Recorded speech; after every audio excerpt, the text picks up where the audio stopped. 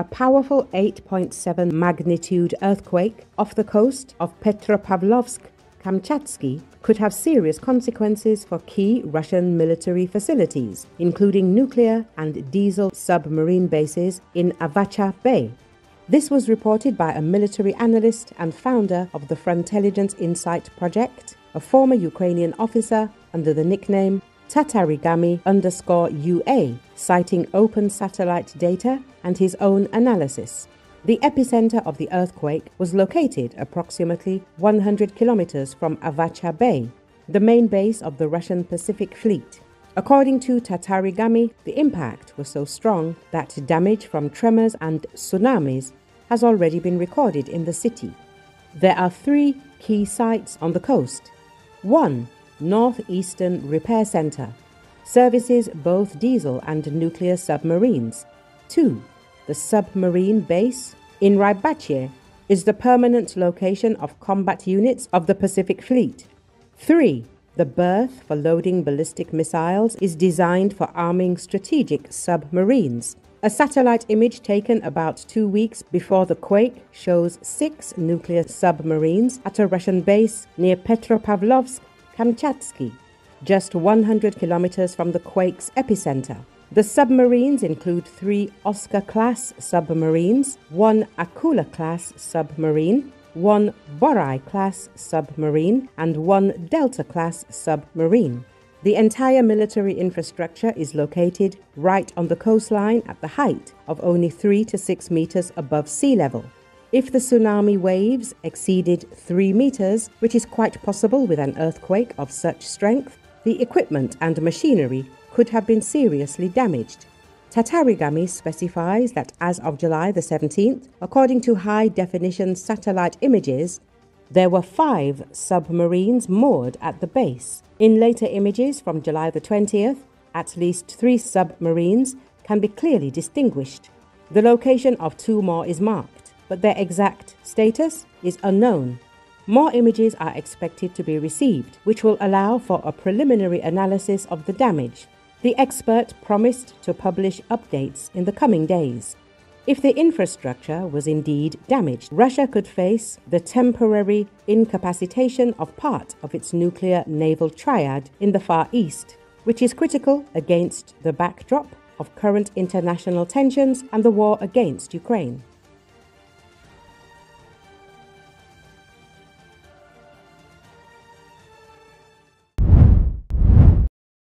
Russia's top diplomat on Thursday met with his Syrian counterpart during the first formal to Moscow by an official of the new government in Damascus since former Syrian President Bashar Assad was ousted in a rebel offensive last year despite years of Russian support.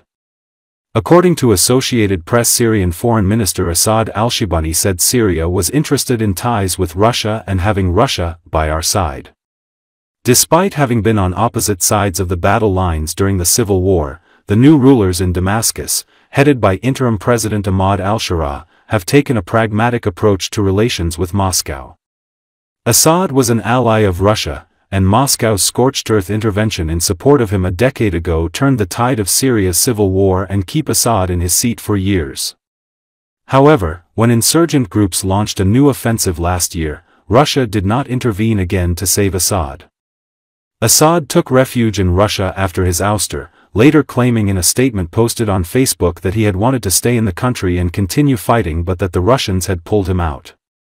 A Russian delegation visited Damascus in January, and the following month Russia's President Vladimir Putin had a call with al-Sharaa that the Kremlin described as constructive and businesslike. Some Russian forces have remained on the Syrian coast, and Russia has reportedly sent oil shipments to Syria.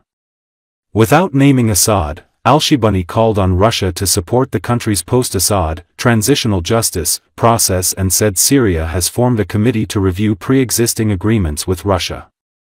After Israel intervened in clashes between Syrian government forces and armed groups from the Druze religious minority earlier this month, al-Sharaa thanked Russia for its support in rejecting the intervention.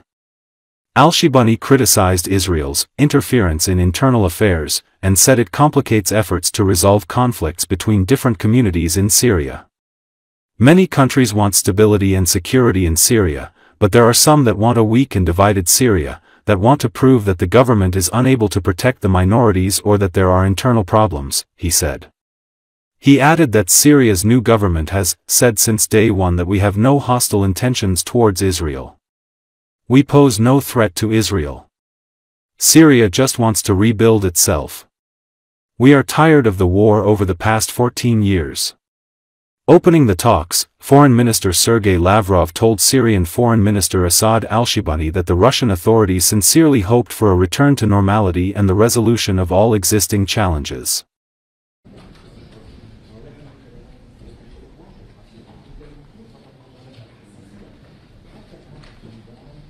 في هذا السياق تتطلع الجمهورية العربية السورية إلى تعاون روسي كامل وصادق في دعم مسار العدالة الانتقالية في سوريا بوصفه حجر الأساس لبناء دولة القانون وضمان عدم تكرار الانتهاكات وإعادة الاعتبار للضحايا.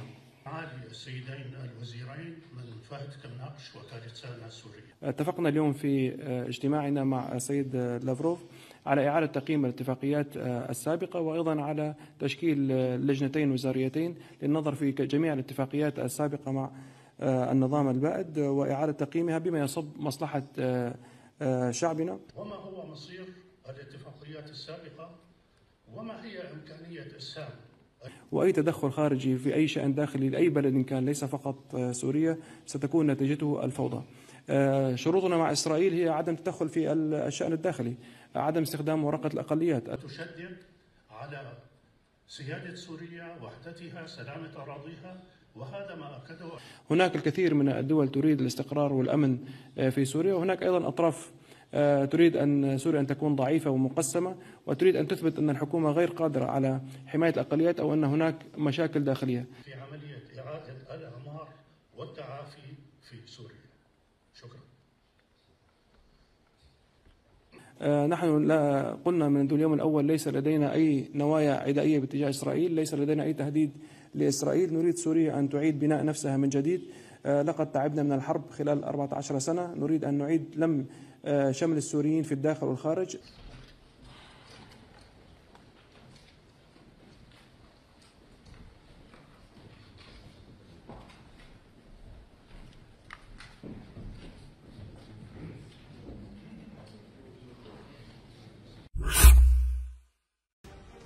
Russian Z-blogger, Angry Patriot, Maxim Kalashnikov began to suspect that the war against Ukraine is destroying the Russian Federation. He stated that aggression has resulted in a geopolitical and economic defeat for Russia itself.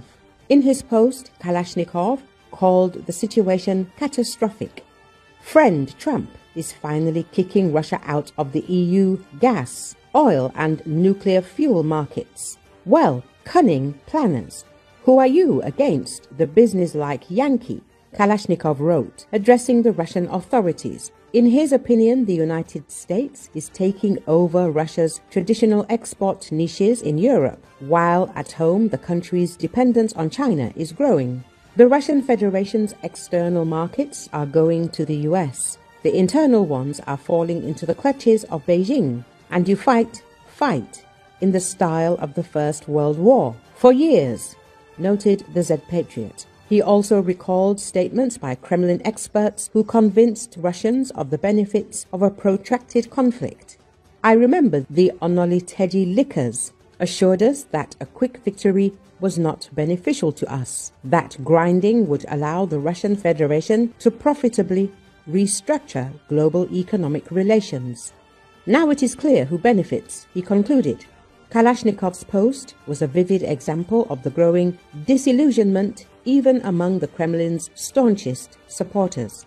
His words confirm that the war Moscow started not only failed to strengthen Russia's position in the world, but also accelerated its isolation, increased economic dependence on China, and freed up markets for other players. It is now obvious that the focus on aggression has turned into a strategic dead end.